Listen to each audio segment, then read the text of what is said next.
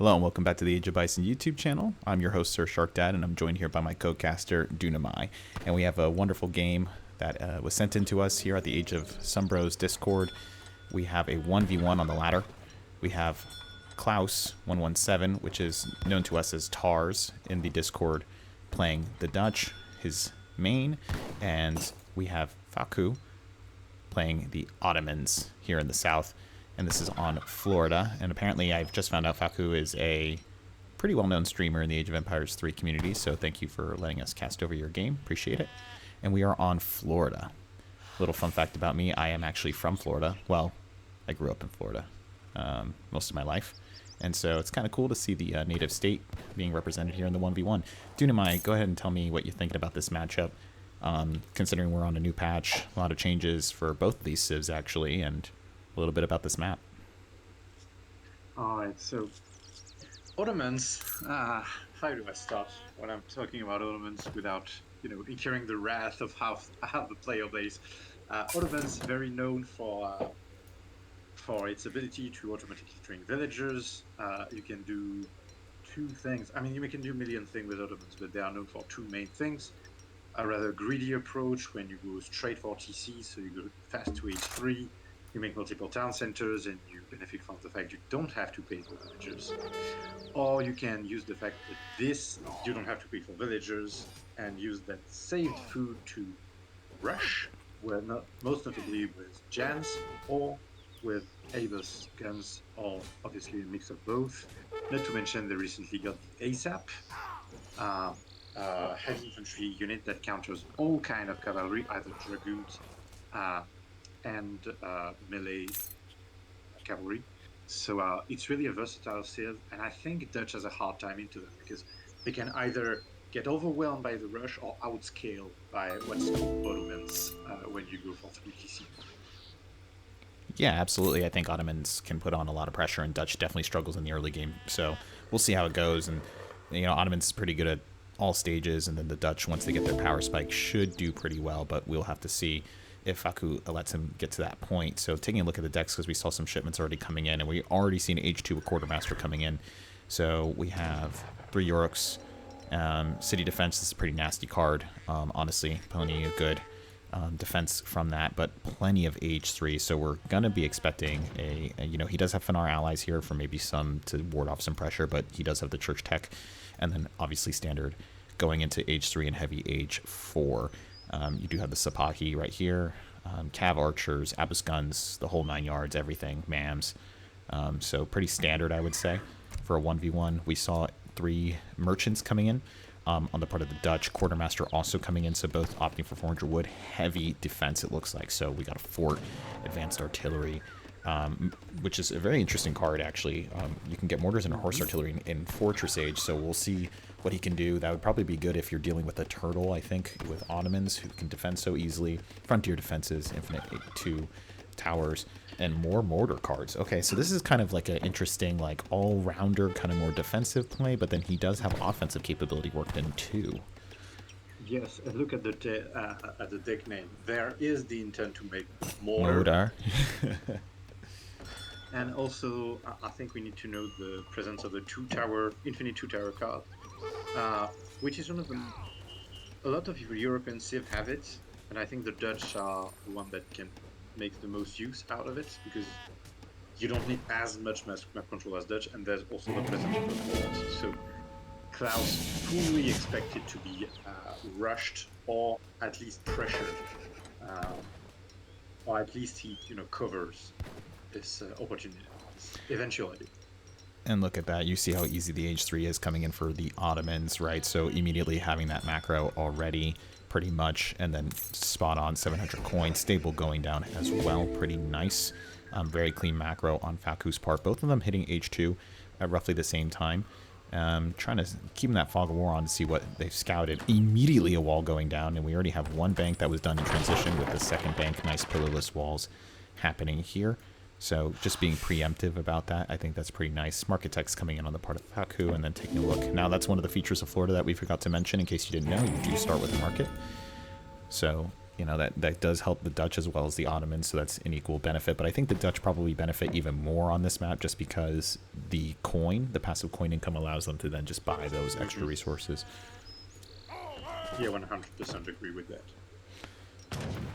Look at that Delhi coming out already. These guys are pretty nasty, so what you would say just the cross between an Ulan and a Hussar, not as tanky as the Hussar, but definitely more power. They got changed.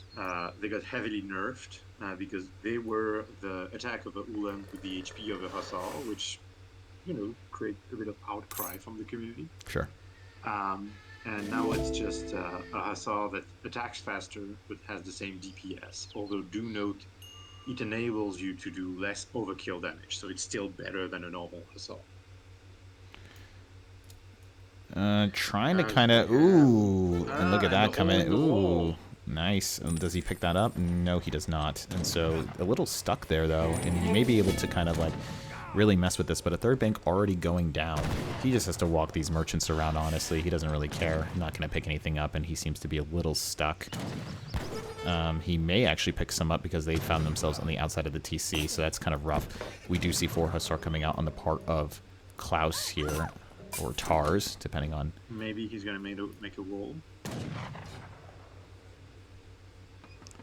Yes. Yeah, a little fast wall there. Sorry for if there was any stuttering there, but it looks like it's looking pretty good. Wonderful, Bob. Good timing.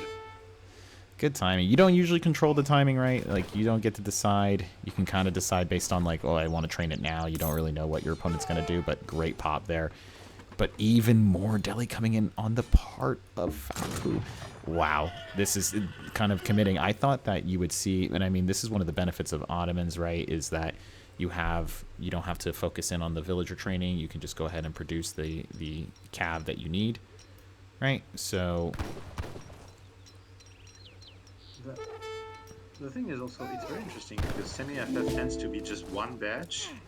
And so Faku just decided to go for a more aggressive approach. And interestingly enough, when you look at the resources, that does not delay his age up that much. No, not at all. But it does look like he was able to, that Tars is able to get, you know, use that effective, you know, one batch of Hussar pretty well. He's able to take out both, and then he did call militiamen, but that is... you know, a really good pop on his part where you're able to have those resources sink, and then, you know, that's a pretty good cost on his part. But Dutch is a bit slower on the tick up right here, so now 30-30 and still kind of a little bit lagging behind, and I think H3 is already coming in on the part of Falku. So the interesting part is the worst thing right now for Toss is not popping Minutemen, it's the fact that the Minutemen survived, and now he's popped. Oh, so he I has see, to yeah. buy wood, or to wait for his wood shipment, which is a bit slow.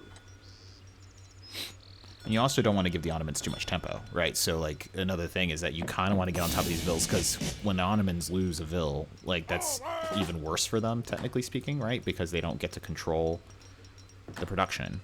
But he's having a hard time using this Hussar to really kind of impact anything, and it looks like these Delhi are going to go ahead and get the snare on. And immediately one going down, and it seems like he's going to end up losing the second one. And then Cav Archer coming in, so pretty early already. It's almost impossible to break a snare from Delhis. They're faster than Hussars, so unless you are like a god at full tricking, which is hard with only one Hussar, obviously, that's not going to cut. Exile Prince coming in immediately in H3, following the H3 of Falku, so pretty good timing on Klaus or Tars. And so the issue here, though, is that he's in this really tight bubble, and so I'm wondering how he's going to end up pressing out. If Falku's just going to produce cavalry, he's going to need to be able to secure the hunts up here into kind of the north of the map, right? Like, you have a lot of resources here, and then taking out the Fog of War, immediately a town center coming down. That's what the Ottomans want to do to increase their Vil production, and they're going to go ahead and try to put some more pressure on. So this is getting kind of... This is exactly what the Ottomans want to do, right? They want to kind of... They're a little bit like Malta, where they can kind of spread out, but they're also aggressive, you know? And so it's kind of interesting to see now, like, Delhi are now getting in there, getting on top of these merchants, a couple of them going down, and it's exactly what he wants, you know? He's got the Dutch pinned, you know, the Dutch want to buy time, but he's got them pinned down. He's going to be getting that map control. Although, keep in mind that Tars has now his 5 banks. He has the score lead. Uh, in terms of game plan, Ottomans are exactly where they want to be. But in terms of tempo, this is the moment where Dutch is going to be ahead because the second town center for Ottoman, hasn't paid up yet. But the 5 banks are right now paying up. Oh, absolutely. You see this coin income is absolutely insane. And technically speaking, right, that counts. This is in total is 20 villagers here just alone. So he's at 40 technically, Rafaku at 26 in terms of effective villagers. But look how aggressive Faku is playing. I would be so tilted playing into this, and this is exactly what he needs to be doing, though. But I mean, that is establishing the line of sight. That is surrounding your opponent. He is just on top of him, and it's smart though. Reuter are going to come in here and start to kind of try to pick up something, see if they can scout out and get to counter this cavalry. But the problem is that I don't know if they beat Cav Archer. So they have a pretty high DPS, but the thing is, Cav Archers cannot really cut, and they have melee resist. Oh, interesting. Rough. And they're much easier to produce, these Reiter, you know, much easier to produce. But immediately going to go ahead and already scout out. Oh, no, does he see it? No, he does not. Okay, so he's going to stand and kind of try to fight a little bit. But he does not see. Okay, it looks like their equivalent of the militia men. I'm not even going to try to the Bashibozuk. I think I'm trying to say that correct. I think you can. But check out north. Does he see the TC? Yeah, let's take a look. He did not spot that out. You would think that he would be able to. Skirmishers now coming in as well. 8 skirmishers card being sent in. Just to interrupt real quick. Here's the genius of Klaus at play. The advanced artillery card now gets full potential because he needs to break out from that TC. And what would be best at just only one mortar would completely swing this game because right now Klaus has to take the initiative to kill, to kill villagers and to make sure the TC don't get value. But if you have one mortar, well, now it's Facundo's time to just make something happen because if you do nothing, the mortar will eventually kill the 2 TC you paid 1,000 wood for. Yeah, but then he still has to send in that card, and in the meantime, the Ottomans are massing 34 vills up against the 25, but again, it's 45 effective because no banks have gone down. And now he has the dreaded Abus, and these guys will tear apart the Reuter, and I think they'll do pretty well into these skirms as well, 144, 130. But I don't know if he carded these. No, he has not. So kind of a mistake by Facundo because you don't want to sheep those Reuters, those Abus gunners alone. Let's look at that. Even more militiamen coming out. Rough stuff. But he did not send the city defense card, so it's just going to be standard for him. But yeah, those Abus, despite countering the Reiter, I mean, he just got right on top of them and just smacked them. And now he's kind of down. I think that was a sort of, I believe that was the shipment he sent in on that forward point. I could be wrong. But it seems like they're trading blows right now. It seemed like Tars has lost most of that skirmisher mass. He has a few. He's trying to make a few more. Just going for that classic. Oh, so, it's an artillery foundry. Yeah. And then a classic skirm goon combo. So we're going to be anticipating he sent in that advanced artillery card. So just now. So he's going to go ahead and start making that single mortar that you're talking about. 350, 100. I think this is really interesting because I know a lot of Age of Bison, the audience of Age of Bison is like, how do I counter Ottomans? And there are people trying on the ladder different builds, and this might just be one of them.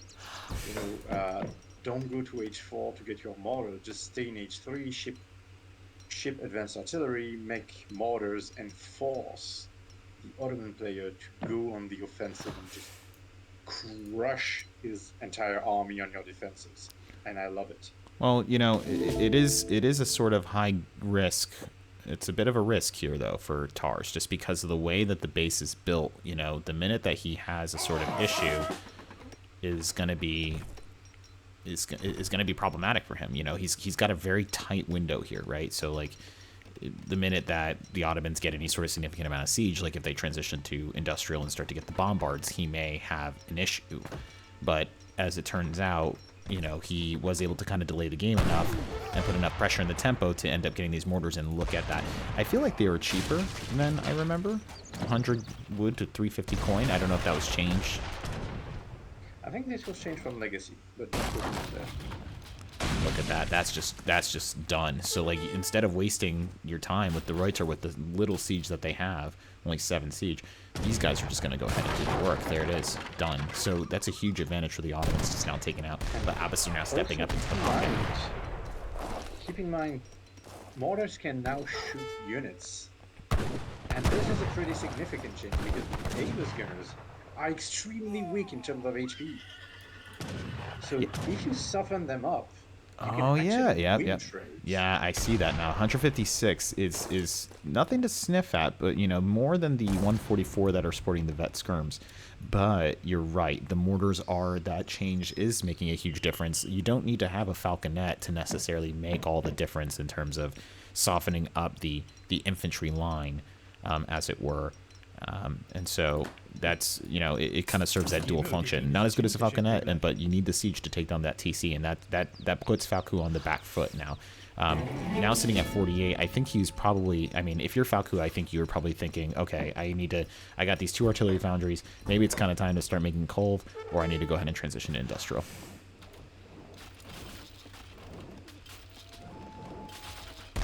But Tar is not for one to want of tempo.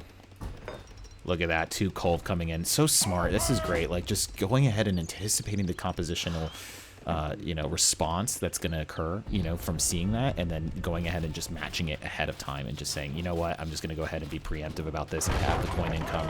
I have the tempo right now. He's on the back foot. Let's go ahead and make the Kolv. And which is smart because we just saw Falku is now sending in the 2 falconet shipment, which would have been able to technically counter the mortars because they would just shoot at them, right? But now he's got Kolv. And I think Falku has made some Kolvs somewhere, if I remember correctly. Oh, he did, yeah. Okay, smart. So now we got a little bit of a Kolv war. But, I mean, I love that play from Faust because even though he has everything to counter them, the mortar is still the one unit with the highest range, so now he has to do something, and we see it right there. Oh. He has to do something. Culverin coming out, immediately taking out one of those mortars. Reuter stepping up into the pocket here. Those Abbas are just going to work, but it looks like skirmishers are absolutely tearing apart these veteran cavalry archers. Mortars are now content to just go ahead and fire into the mass. Culverin, oh my god, did you see the double takeout there? That was yes, sir. Amazing.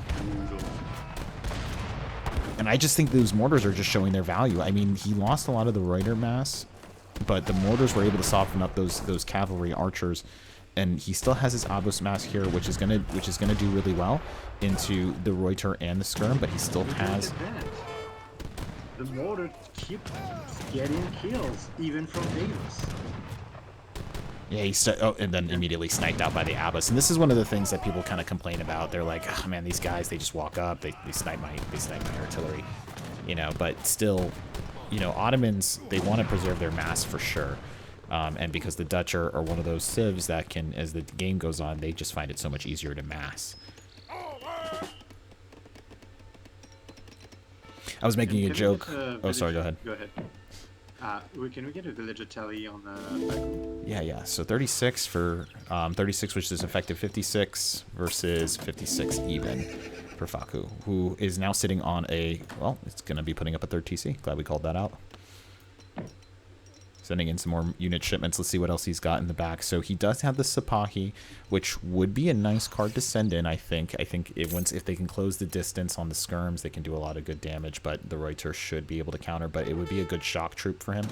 Oh, and then immediately he's seeing that, canceling the TC, and then, oh man, that Explorer going down.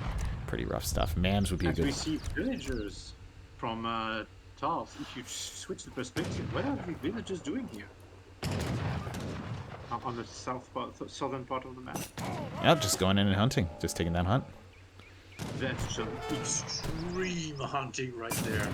I mean, unless he has some sort of extra intentions, but he looks to double down on these mortars. He's got 2 more mortars here, even more Abus. Skirmishers stepping up, taking out a Vil.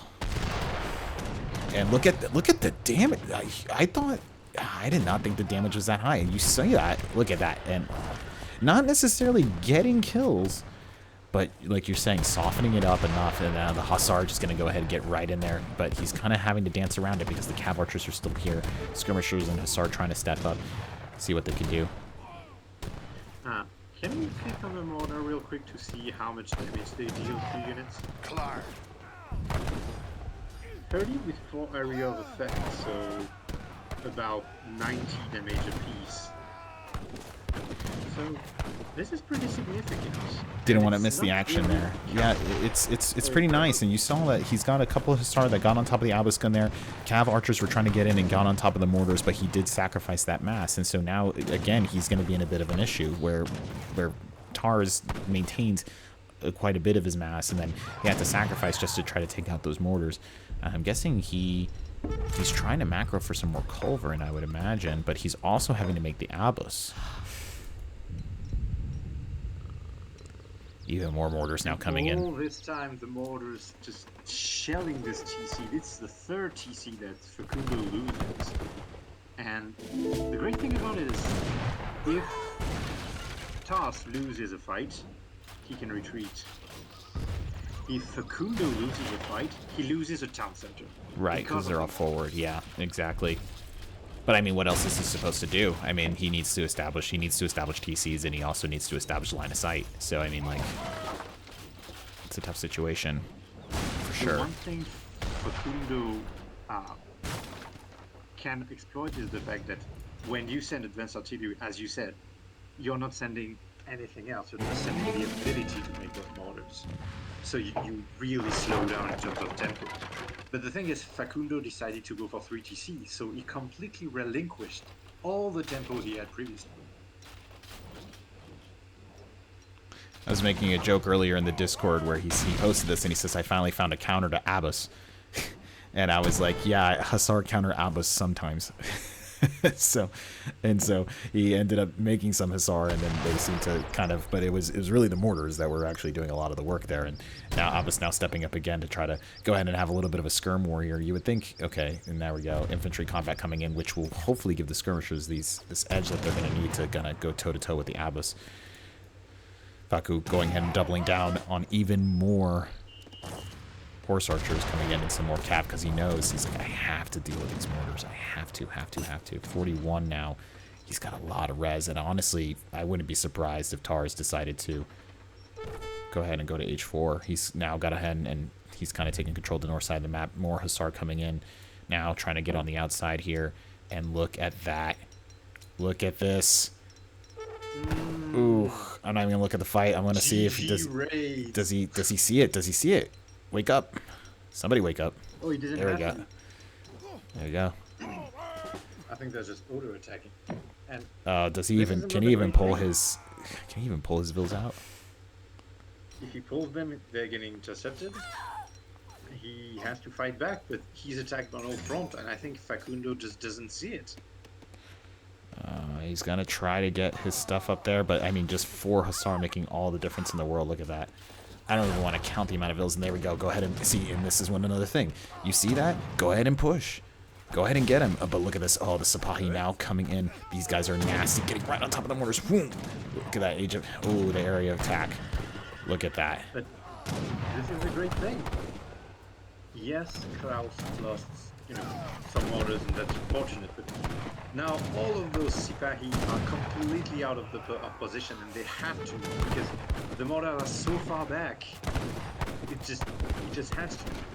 And right there, he lost 2,000 resources worth of shipment. You're absolutely right, and now he had to split, so Cav Archers have to go north, try to stop these Hussar raids. He's going to go ahead and split the mass, and these Abus are left to fend for themselves. These skirmishers are now upgraded 162, so they have the edge. have a bit more of an edge. Reuter now is going ahead and getting into the melee. Why not? Just get on in there, boys. Cav Archer's now trying to get here on the outside, stop the mortar from trying to get it to stop firing. They're also going to get a melee and go ahead and dip out of there, but not before taking some extra casualties from these skirmishers, and it looks like Faku is now slipping for the win score. Just a super interesting detail. The Explorer. Kraus tried to make envoys to the Explorer to just buy even more time. Yeah, we're starting to see that strategy. Nice touch. Yeah, trying to see that strategy now coming in, where you can use the envoy as more body blocking. It's quite potent if you know how to remember that macro or micro that. And it just looks like Falco is just having a hard time. He's now having to fall back. He lost so many vills in the upper corner here. He does have more on that coin mine, but it's not going to take much for him to just go ahead and revisit that and send a couple Hussar into there. More mortar now being produced, more skirmisher, and now an extra card here. Infantry attack, another extra 15% for those skirmishers, and they're just going to be nasty at that point. Halberdier's looking to get into a raid. So, Hans told me that he was experimenting with mortars to counter Ava's guns. And I was like, yeah, that's weird, but you know, I've seen some worse stuff, but looks like it paid off. It works. And it works amazingly well. I'm speechless. Yeah, Faku just went ahead and threw that in because I guess he found his primary eco just kind of sandwiched it. He didn't have many vills down here. He was exploiting this coin mine here, but now down to 44 versus 46 on Dutch, not including banks. I mean that's a huge difference in terms of resource production, and already down by over 10k score. Just decides to go ahead and call it. Wow, what a game. It was kind of hard to even cast that and try to follow everything that was going on. I mean, it's a very impressive from both players that, you know, they had their eyes and their mouses all over the map on this one. Indeed, incredible game. I've played against Toss in the past in 1v1, and it really feels like he's all over the map. Like, you're fighting on the west, and you have two Hussar on the east, and for some reason, like, one Hussar is also raiding a coin mine that you're trying to get and stuff like that. He's really amazing in terms of, you know, map control with the military and the ability to remember that he has a Hussar there or a Hussar there. But what I want to emphasize is the intelligence of Klaus's theory crafting. So let me just make this parenthesis because I think it's interesting. The one thing that Dutch has against Ottomans, and that actually most Civ have against Ottomans, is the fact that Aba's gunners are kind of weak against Dragoons. And I think Talos started from there and created a whole counter system around that. Because my enemy skirmisher cannot counter the goons, that means they can go for mass goons and not be worried about Cav, because Cav is particularly effective against mortars, because mortars are super slow to pack and unpack.